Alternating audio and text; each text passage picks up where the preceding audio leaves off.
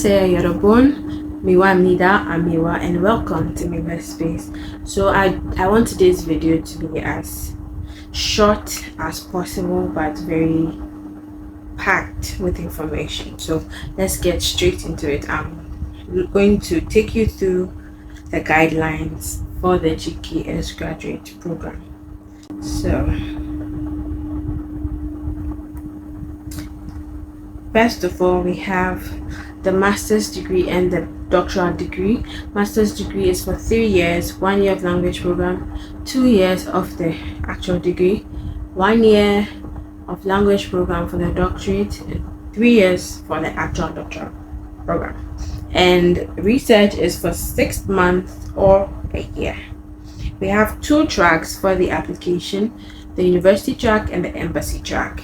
The difference is that for the university track, you get to apply to just one school, and for the embassy track, you have 3 choices. You get to choose 3 schools from type A and type B universities. The universities have been classified into type A, type B. Type B are the regional universities, and you cannot choose more than one type A university, unfortunately. So your favorite schools like the Sky universities are type A schools. You can't choose more than one. You get to choose only one. So previously, you could choose a type A university as your first choice, then maybe type B for second and third.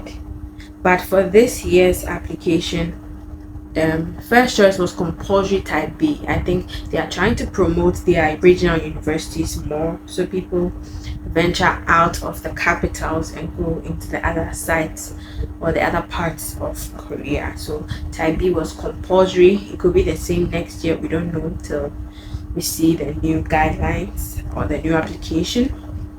For this year, it was type B for the first choice, then type A or B for second choice, and strictly type B for third choice. So it's either you're choosing all B's or BAB. That was how it was. So let's go straight to the grades. Forgive me, the document is quite a lot, 65 pages. I'll put a link of the document, the guidelines, in the description box so you can download it and take your time and go through it. So okay, let's do the eligibility. Applicants must hold citizenship of NID designated countries. So that's Ghana. I'm talking for Ghanaians. You're a Ghanaian, you apply through Ghana. And for the grades, your CGPA must be equal to or above 2.6 on a 4.0 scale, 2.8 on a 4.3 scale, 2.91 on a 4.5 scale, or 3.23 on a 5.0 scale. Or your score percentile should be 80% or above on a 100-point scale, or you have to be ranked in the top 20 of your class. So this is how it may work. If your GPA is not 2.64 out of on a 4.0 scale, maybe you have a 2.5, it will be prudent for you to go to your school and find out if you fall in the 80% category, depending on the number of students that were in your class. If you happen to fall in that 80% category, let them issue a document to that effect, and you add it to your documents when submitting, and that will give you a better chance. So for the age, you have to be under 40 years of age to pursue graduate studies under the GKS program. You must be in good health, physically and mentally, to study in Korea for the full duration of the program. Okay, let's forward. Yes, now to the checklist. You need an application form, personal statement, study plan, research proposal for research applicants, 1 letter of recommendation, letter of invitation for research applicants, GKS applicant agreement, personal medical assessment, consent to collect and use personal information, your proof of citizenship and family relationship document, or that of your parents. So basically your birth cert, graduation certificate, bachelor's graduation certificate for those applying for masters, bachelor's degree transcript also for master's applicants. Then for PhD applicants, you need your master's graduation certificate and transcript.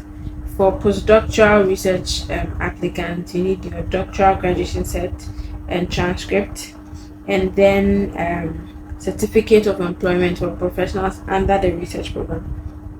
I'm going to skip the rest and go straight to document 19. Score report of valid topic or English proficiency test. We don't do topic in Ghana, so I doubt anybody will have topic scores. So if you have IELTS or TOEFL or any of those ones, you could input your results there. I think it gives you extra 10 points in the evaluation. If you don't have it, it also doesn't really matter.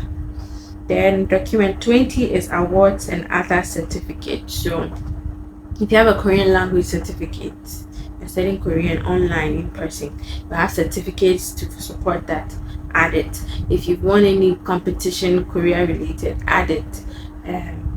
If you occupy any position related to Korea, add it. Anything related to Korea that you think will support your application, add it. Anything you mention in your personal statement and study plan, you need to prove it. You need to provide proofs. You provide documents in that effect. If you do not have any documents to support it, please take it out of your personal statement and study plan.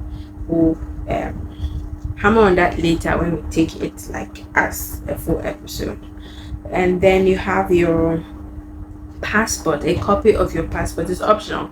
If your passport is about to expire, please don't add it. It's not important, because the number will change if you get a new one, so there's no point in adding it.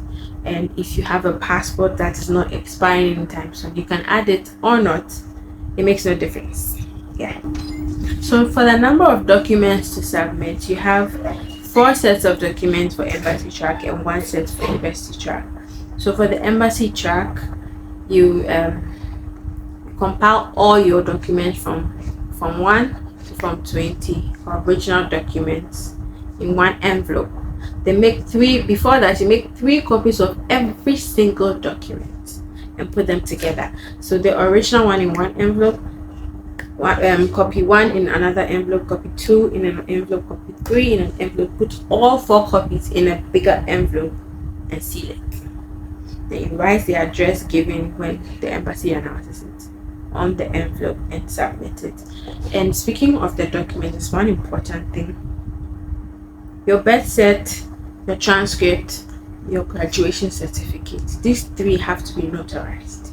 Without it, you'll be disqualified automatically. I've spoken about this before somewhere last year, but I'm hammering it again. So the process is quite simple, or I'm going to give you a simple way to do it. Take these 3 documents, original document. For the birth cert, you can't take like the original. That means you lose it because you can get it back. So make a scanned copy of that, add it to your graduation certificate. That one to a copy. You can get it at the university. I attend University of Ghana, so I went there for like their authorized copy with their stamp and everything. So you take that, your transcript, original transcript, birth cert, put them together, go to the Ministry of Foreign Affairs, speak to someone at the reception, let them know what it's for. You're applying to Korea, you need it to be notarized, and they'll do it for you at a fee. They'll go through the long process for you at a fee, because trust me, you really want to do everything by yourself. It's stressful and more time and money consuming than letting them do it for you. Take it from me. Ah, Lord, we were stressed. Let them do it for you, I beg you. So take it there, speak to someone.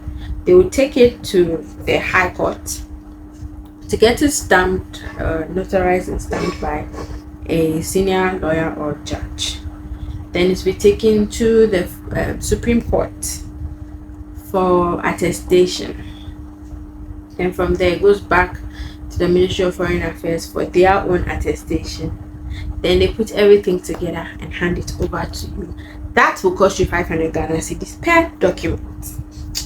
This year I did mine in January and it was 300, but from what my friend told me, she went there like how many months ago, somewhere in June, and it has increased. So it's 500 cedis per document, and you have 3 documents to notarize, so that's 1,500 cedis. From there, you take the documents to the Korean embassy for consular authentication. That is $4 per document. You have 3 documents, that makes it $12. So I'd say you prepare a minimum of 2,000 cedis flat for this process. Yeah, you prepare 2,000 Ghana cedis. You take it to the embassy and they do it for you in, I think, 24 hours. You get your documents, you have your peace of mind, and wait for the application to be open. Because if you decide to wait to do it in January, I'm sorry, you will be found wanting. Because if there is a delay at the foreign affairs, it will affect you. So I suggest you start that process now, or even in December, than waiting for January, because the whole authentication process before the embassy takes a minimum of like 3 weeks. Yeah, so please start now to have your peace of mind. Okay, so your documents have to be in English or Korean. We're in Ghana, so definitely to be in English. Let's see, selection procedure and schedule. So for the embassy track, there are 3 rounds.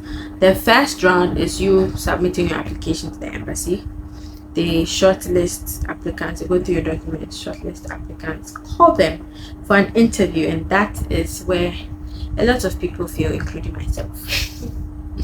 Yeah, so after the interview, those who pass, they send their documents to the NIED in Korea, and then they also forward it to the schools. All of you have chosen. You have 3 choices. So for each student, they forward their documents to all 3 schools. That is why you're supposed to provide 4 sets of documents to the embassy. So each set goes to the schools. Then the schools get back to you. If you are lucky enough and all 3 schools like you, you have to do an interview with all 3 schools, and then you get to choose 1 out of the 3 if you are shortlisted. Then the final selection is done, the announcement is put on the website, then the travel process begins, and then you land in Korea in August, depending on your school's schedule. The embassy track is 2 rounds. First round, you send your documents straight to the university, and please, for that one, you have to do it early. The GKS application period for the embassy is usually 3 weeks. For the university, it varies based on the school, so you cannot like delay. If this year, for instance, it was announced on the 8th of February, so you give yourself a week from that. By the end of the week, everything should be set, ship it out, so that in case of any delay, it will still get there on time, or else you'll be disqualified, my dear. So please, that Ghanaman time, don't let it work here. Don't shoot yourself in the foot, I beg you. So from there, they recommend shortlisted candidates NIED. They have an interview with candidates. They pick their choices out of them, the students they want. Then the final selection is announced. Then travel process begins. You land in Korea in August. Yeah. So let me go see if I can go straight to the benefits. Okay, so let's look at this. Entry support to Korea. Each university will purchase economy class one-way flight tickets on behalf of selected scholars. If a scholar purchases the ticket due to unavoidable circumstances, it will be reimbursed by the university after entering Korea. On arrival, on your initial arrival, any domestic travel fees within your home country will be reimbursed, I think. Airfare, entry airfare, or visa application support will not be provided to scholars who enter Korea from a country other than their country of citizenship. So as a Ghanaian, you're supposed to leave Ghana and go to Korea. If you go from another country, Togo, Benin, UK, US, whatever, your flight would not be reimbursed. The ticket will not be reimbursed. And what else? What else? There's a lot, 65 pages. I just want to just highlight the most important part. Okay, scholarship benefits. I've already said it's economy class flight ticket. Up to 5 million won for tuition, 5.2 million won for 4 quarters for the Korean language training fee, and then study incentive 14.1 million won per year for the Korean language program, 15.7 won per year for graduate degree program, 19.8 million won per year for research program. So there's a list of the study incentives: all-inclusive subsidy of settlement allowance, monthly allowance, research allowance, Korean proficiency grants, topic application fee, degree completion grants, medical insurance, and publication printing fee. So also, if you have a topic level of 5 or 6, you are exempted from the language program, and you'll be given proficiency grants automatically, and you start your degree straight away. So instead of 3 years for the masters, you just go straight to 2 years and you'll be done. Yeah, so let's see. This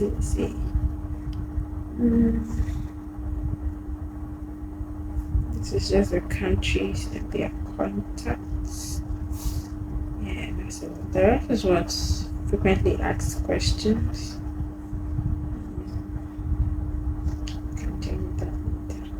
Yeah, so that's about it for today's episode on the guidelines. So see you in the next episode. I don't know yet what I'm going to do for the next episode. Maybe I'll tackle the personal statements because I passed the first round, the document check, so I guess I'm eligible or qualified to give you advice on personal statement. So I will show you a copy of what I wrote for my personal statement, and you don't copy it, but you can use it as a guide to writing it. So see you in the next episode.